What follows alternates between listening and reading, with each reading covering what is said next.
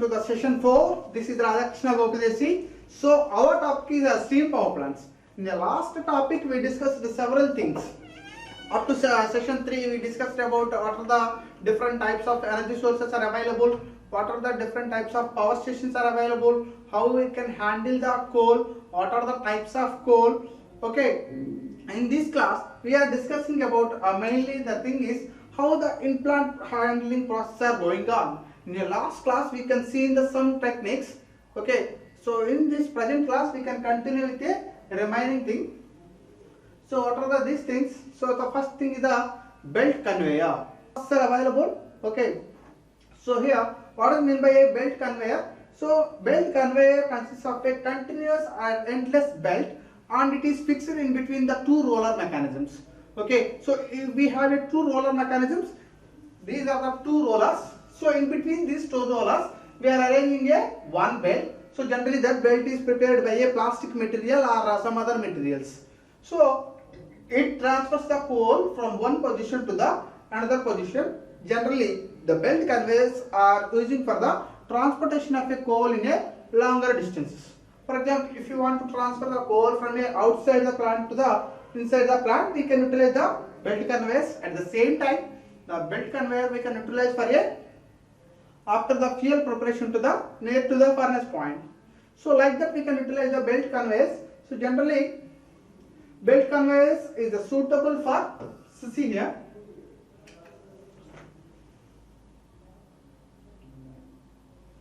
so see here, belt conveyor is suitable for the transfer of coal over a long distances. Okay, so like this mechanism we can arrange n number of pulleys. Okay, and we can transfer the coal from one position to the another position. Okay, so this is the best technique for it is opted for a medium level and low level power plants of a coal transferring mechanism. And next one is the screw conveyor. So the name indicates that it has some screw technique. So here the endless helicoid screw is available. So that is like moving like this, and it is transferred the coal from one position to the another position. Okay, in this image itself we can clearly show the helicoid screw is rotating, and we are supplying the coal continuously here. It is transferred from one position to the another position. So see in this image, so the coal is entered here, and by using of a helicoid, so this is the helicoid spring or screw, so it transfers the coal. Okay, so where we are using this? So it consists of a endless helicoid screw fitted to a shaft. Okay, the screw while rotating in through the transfers the coal from feeding into the discharge end process. Okay, so it is also used for the low amount of a fuel or coal transportation technique. Very low amount of coal or fuel is transferred by using of this screw conveyor technique. And next one is the bucket elevators. So in this bucket elevators we can use this technique for a shift the coal from one position to the higher positions or maybe high positions. Okay, for example, if you shift the coal by using of a buckets, for example, we can fix like this tower, and it is having a buckets here. So simply see here, see the mechanism here. One tall tower is there. The tall tower contains a buckets. So in this buckets we are continuously filling the coal here. So that coal here it is moving upwards, and here we are collecting the coal at a top position. Okay, so that bucket conveys two wheels. The chain moves over the two wheels. So here two wheels are there. In that it is moving continuously. The coal is carried by the bucket from bottom to the discharge location. So already we discussed. So the bucket conveyors are using for the high position coal transportation techniques. Likewise, one more grab bucket elevators. Grab bucket elevators. So it is using for a transfer the coal at a large amount of coal. Okay. So here we are using a large bucket here. That's enough. So that large bucket, how we can move that large bucket? For moving or lifting that large bucket, we can utilize a crane mechanisms. So see here in this diagram, so by using of a crane, the grab bucket we are using. What is the use of grab bucket? So simply we are moving the large amount of coal at a single point. So that's why it minimizes the power consumption. So it lifts and transfers the coal on a single rail or track from one point to the other. The coal lifted by the grab bucket is transferred over the head bucket or storage point. So grab bucket can be used by a crane or tower mechanisms. And next thing, flight conveyor, or it is also known as scrapper. So it is nothing but a belt mechanism, belt conveyor only. But here we are using a some high amount of steel content, and it is using for the fixing the two bodies, and here we are moving the continuous like this. So see the image here. See that image. So you can assume that all the content is moving from one position to the another positions. So it contains one or two chains. Okay, one or two chains, and it is moving continuously. Handling. So finally we are supplying the coal up to the furnace point. At that station, that coal is fired and it generates some ash content. So the most important thing is the ash. Around 10 to 20% of a coal is converted into the 10 to 20% of coal we supplied, that is converted into the ash.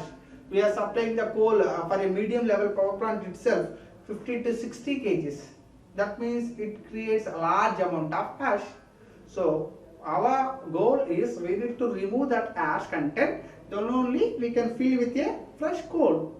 So that means we require a special ash handling process. So it continuously removes the ash from a furnace point or boiler contents. Okay, so that means we need a separate system.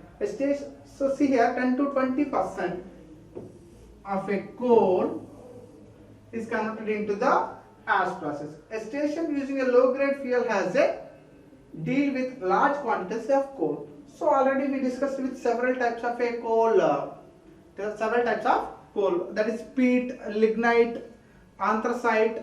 So these are the different types of coal. So these are based on the carbon content. We can divide it like that. So high carbon content gives a higher combustion rate. That means low ash content. If you consider a low grade of material, generally all the power plants using bituminous coal, bituminous and subbituminous coals. Other than that, if you utilize a lignite, that content less grade of coal, that is. So at that time it produces a high amount of ash. Okay. So simple thing, if you have utilizing a low grade coal, automatically it have a large quantities of a ash is ready. Okay, how we can handle that ash? So anyway, ash is generated, maybe that is a high quality coal or low quality coal. Some amount of ash is prepared. So how that ash is removed from the furnace? So for that handling system, here we are using, it's removed from the furnace and loading on the conveyors and delivered to the fill or dampers. So we need to transfer that filling stations or ash storage points. So how we are quenching the ash? So what is meant by quenching? So we need to water content to the ash. So what is the purpose to add the water content to the ash? So in a quenching process, quenching reduces the corrosion action of a ash. Otherwise it causes to the more corrosion to the particular boiler itself. So if corrosion happens, the lifetime of a boiler is reduces. So that's why the main thing is we need to reduce the corrosion nature. How we can reduce the corrosion nature? By adding the water, or the ash is quenching into the water, quenching process. And next, it reduces the dust recomposition. For example, if the ash is in a dry format, it will have a very less weight. So that's why it is distributed surrounding the places. And the second condition, we can quenching the ash. So automatically the splitting of a ash content is reduced in a wet position, and it reduces the temperature of the ash. Generally, in a furnace point, it have a very high temperatures. At a very high temperatures, the operating of a ash content is very difficult. So that's why we would like to utilize the cooling process. So we can cool the ash content. From that, we are easily handle that ash. Operation charges should be minimum possible. So, and also the important thing is whatever work you can do, it's a always minimizing the cost. Then only we can get the profits. So everything is related to a profit of matter. So that's why we need to choose less cost of a ash handling process. And next, in case of addition of units, it should need to minimize the changes in the original layout. And also the plant should have a high rate of handling capacity. So ash needs to be quenching before handling due to the following reasons. So what are the reasons behind that? So the thing is, quenching reduces the corrosive action of the ash. So that's why we are quenching it, and it reduces the dust accompanying the ash. So it reduces the dust also, and also it reduces the temperature of the ash. So these are the basic three reasons for quenching process. And how we can design an effective ash handling process. A good ash handling plant should have the following characteristics. So what are the characteristics having for a good plant ash handling process? So these are the 6 characteristics here.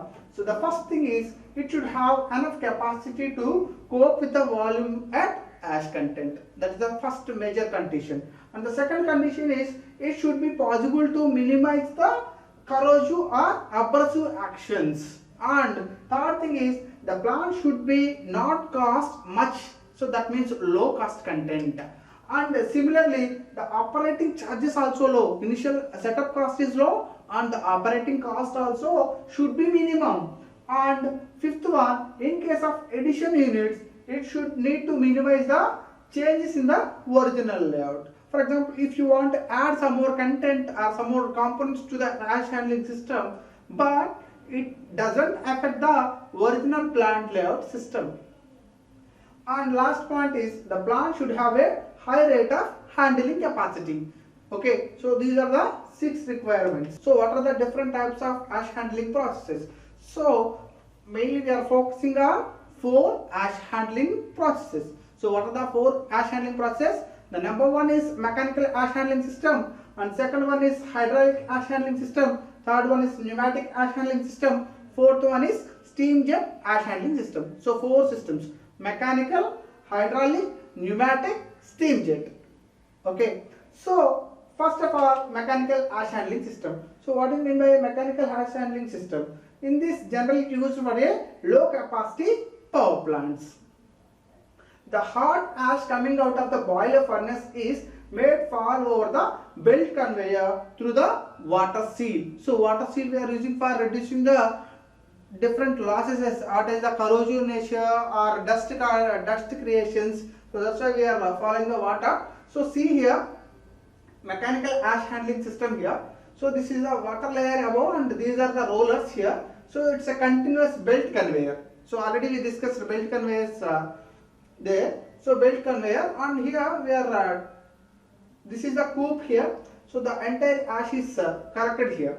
Okay, here we can arrange a transportation facilities directly that pour that ash content into the vehicle. So maybe it's a lorry. So that content collected in a lorry, and we can move that content to the some other disposal points. Okay, so this is a low capacity power plants adapting technique, mechanical handling technique, by using of a belt conveyors. And second one is the hydraulic system. So in this hydraulic system is generally adapted for a medium level power plants. So in this, water is flowing along with the ash content. So with the water, the ash also removing from that position. Okay, see here the diagram. So this is the water flow rate, and here we are arranging the boilers. At the boiler points, we have the ash content. So that ash is moving towards the water, and it is collected at a sumping points. So here in this system, ash from the furnace grate falls into the system of water processing high velocity. So here the thing is, we need to provide very high velocity for the water flow rate. Then only we can remove the ash content with a clear manner. And it is generally used in a large power plants. It is used in a large power plants. So large power plants, that's why we are using the high velocity of a water. And next one is the pneumatic system. So the name indicates that pneumatic means we need to utilize the air. Okay, air process we are removing the ash content. So in this system the system has been developed for handling the abrasive ash. Abrasive means it contains the solid content of matter, as well as fine dust materials also, such as fly ash and soot. This is more suitable boiler plants from the which ash and soot must be transported some considerable distances from the final destination or disposal point. So it is adopting a technique for ash is moving from a larger distances. So the ash is having a larger distance, at that time we can utilize a pneumatic system. So in this diagram, schematically we can see the pneumatic ash handling process.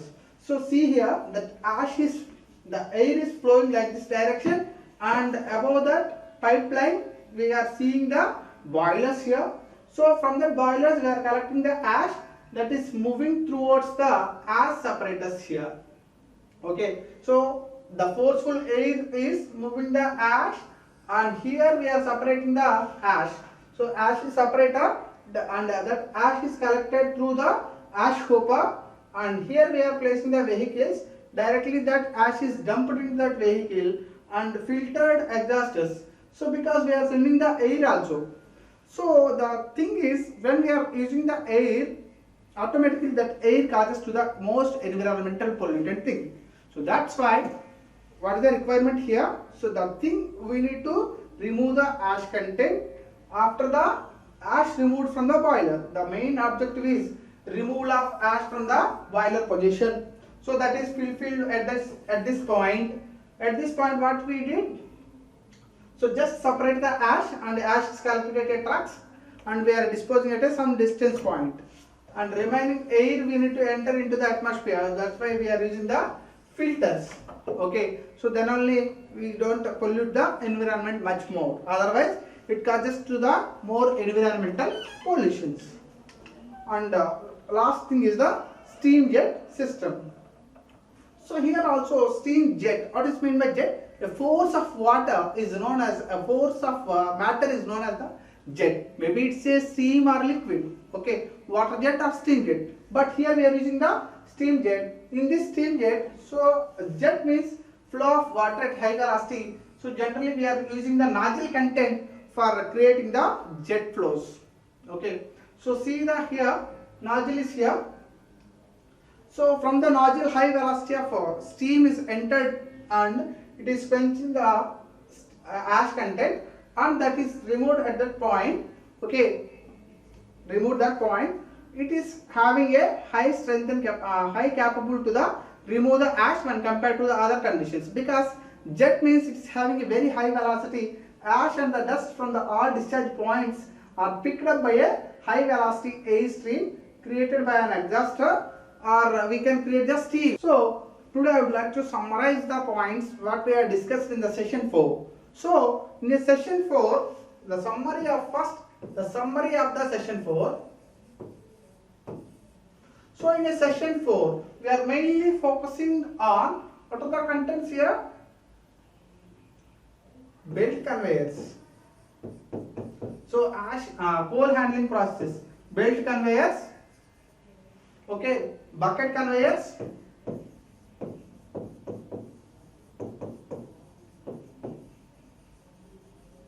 belt conveyors, bucket conveyors, grab bucket conveyors, grab bucket conveyors,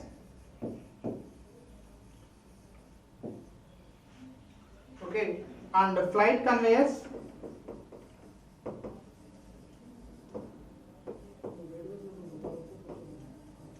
so in this present condition we discussed these type of a conveyors. One is the belt conveyor. So belt conveyor is made up of with a rubber or canvas cover, and it is fixed with a roller mechanisms.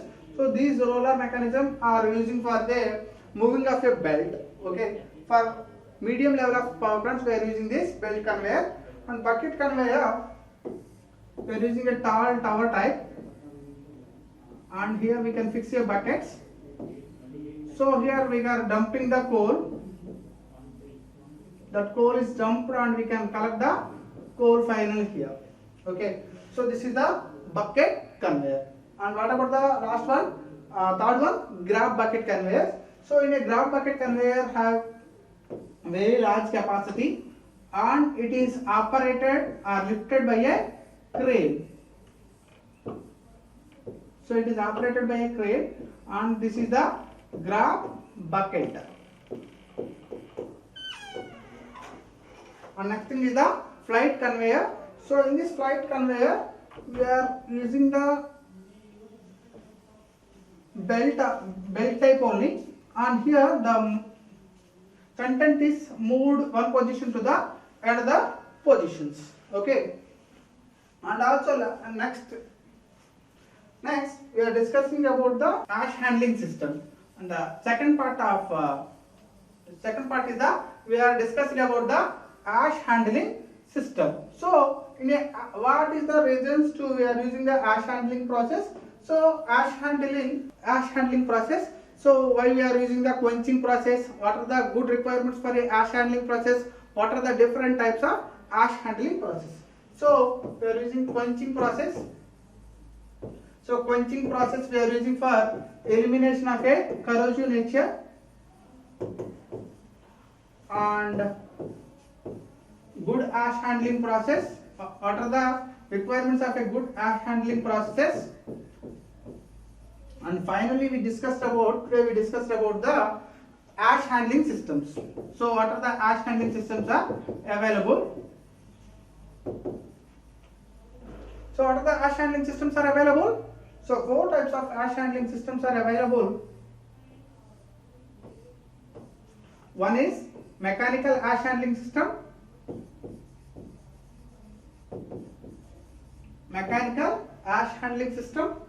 and second one is the hydraulic ash handling system,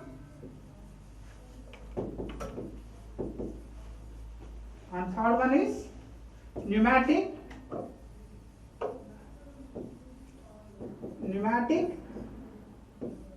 ash handling system,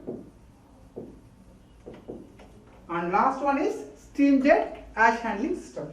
So these are the 4 systems we are discussed about that.